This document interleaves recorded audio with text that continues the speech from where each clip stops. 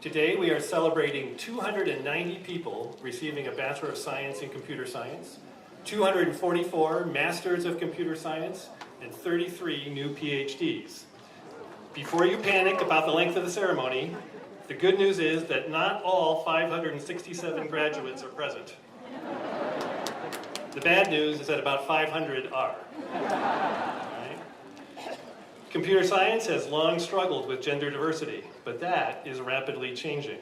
Today, 90, or nearly 1/3 of the Bachelor of Science graduates are women.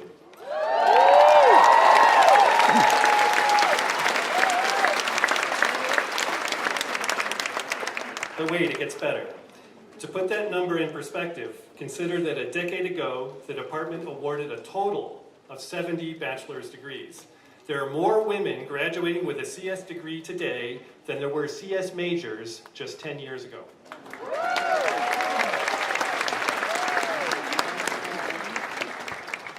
These statistics raise an obvious question.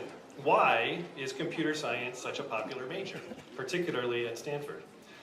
When I ask undergraduates that question, the first response I always get is because it's cool. I interpret that to mean that they appreciate the intellectual breadth and depth of the field. There is also undoubtedly an economic component, more commonly known as jobs. But I would venture to guess that Mehran's lightsaber skills in CS 106A also have something to do with it.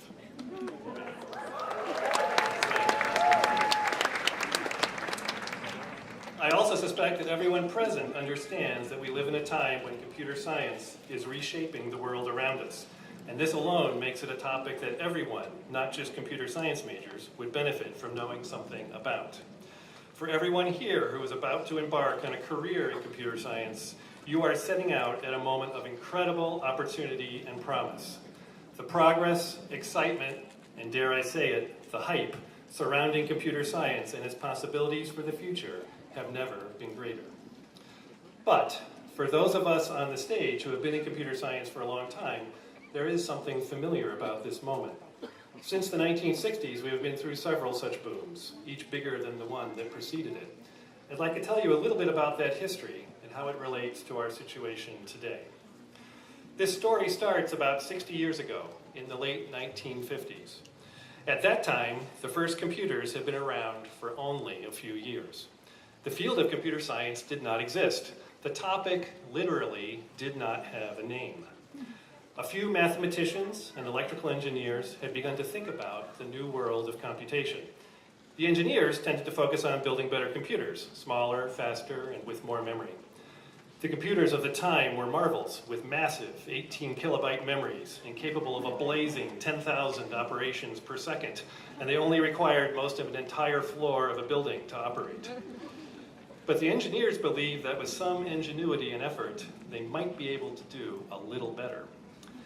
The mathematicians had already been pondering what could be computed for decades, when this abstract question with no possible practical application suddenly became very concrete and relevant with the advent of computers. A few of those mathematicians started thinking about the novel questions posed by the new machines. One of those mathematicians was a man named George Forsythe. George was a numerical analyst and had had the opportunity to program one of the first computers when he worked for the US government in the late 1940s. Like many of us, he was hooked by his early programming experiences. And so by the late 50s, he had already been thinking deeply about the new field of automatic computation for a decade. He became one of the earliest voices for the new field and began to give speeches and lobby for increased investment in the study of computation. Here is a quote from a lecture he gave at Dartmouth. Keep in mind that the year is 1961. Machine-held strings of binary digits can simulate a great many kinds of things, of which numbers are just one kind. For example, they can simulate automobiles on a freeway, chess pieces, electrons in a box, musical notes, Russian words, patterns on a paper, human cells, colors, electrical circuits, and so on. Whether computers are used for engineering design, medical data processing, composing music, or other purposes, the structure of computing is much the same. Those words were spoken more than 50 years ago, years before the first practical systems for designing electrical circuits, playing chess, or self-driving cars.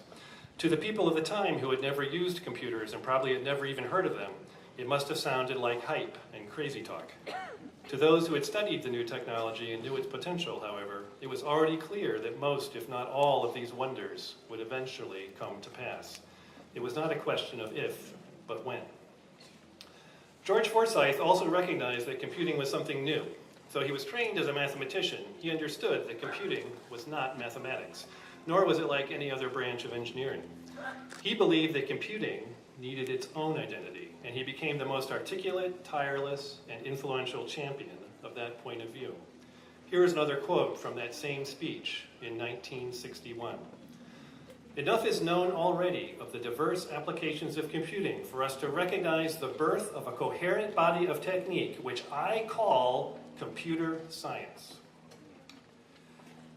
And here is another quote, this from one of his papers. "The most valuable acquisitions in a scientific or technical education are the general purpose mental tools which remain serviceable for a lifetime. I rate natural language and mathematics as the most important of these tools, and computer science as a third." A half-century has passed since those words were written. Much of the world has only come around to George's point of view in the last few years. What lessons can we draw, and what does it mean for a new graduate in computer science? There is a tendency to look back and think it remarkable that events developed so closely in line with the vision of someone like George Forsythe. We shake our heads and say with awe that it is a rare person who has such an ability to predict the future. But the truth is both more mundane and more profound. It is not a coincidence that things turned out the way George Forsythe predicted. He didn't just see the future, he created it. We have a field called computer science. We have computer science departments. We have computer science education, and you are here today receiving computer science degrees because he and a handful of other early contributors made it so. The future does not just happen by itself. It happens because someone understands first that something is possible, and then they give it a name, and then they work to inspire, cajole, and lead everyone else to realize that that is also the future that they want. And in the story of the creation of computer science is a practical formula for your own future efforts. Have a good idea, clearly articulate it, and then convince people that it is the right thing to do. The secret is to understand and accept that each step is harder than the previous one. Having a truly good idea is not easy, but it is definitely the easiest part.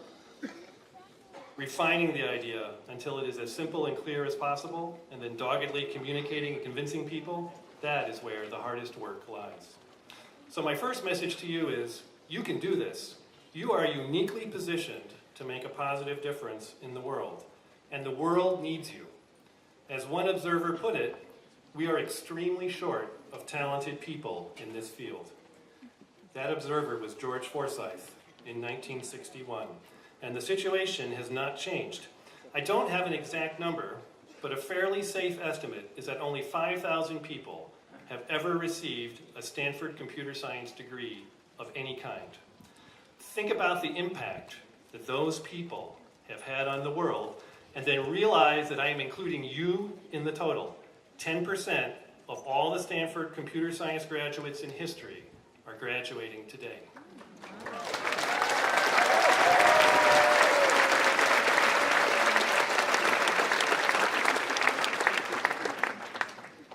My second message is that with opportunity comes responsibility. The founders of computer science were optimists and spoke eloquently of the potential of computers to improve the lives of human beings. And that has proven true.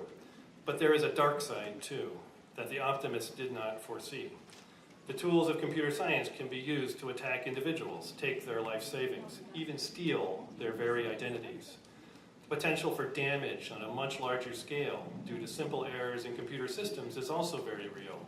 But truly scary are the potential catastrophes from cyber attacks on civil infrastructure and the systematic manipulation of social media, already practiced by some governments on their own citizens and, increasingly, on their adversaries. Beyond the potential for deliberately destabilizing societies, computer technology is testing ancient assumptions about how societies function and it is clear that we do not understand the implications.